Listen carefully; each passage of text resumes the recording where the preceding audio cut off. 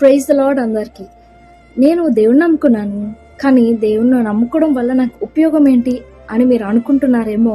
దేవుడు మీతో ఇలా సెలవిస్తున్నారు. ఇర్మియా గ్రంథం 39వ అధ్యాయం 18వ వచనం. నీవు నన్ను నమ్ముకొంటివి గనుక నిశ్చయంగా నేను నిన్ను తప్పించదను. నీవు ఖడ్గము చేత పడవు, దోపుడు సొమ్ము దక్కించుకొనున్నట్లు నీ ప్రాణమును నీవు దక్కించుకొందువు. ఇదే యెహోవా వాక్కు. నమ్మిన వారు ఒకసారి హల్లెలూయా చెప్దామా?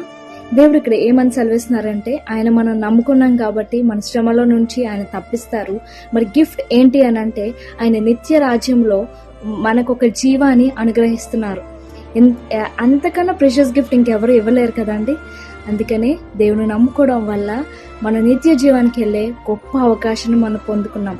మన కష్టాల నుంచి ఆయన తప్పించగలిగే గొప్ప దేవుడు ఇదే యెహోవా వాక్కు. God bless you all.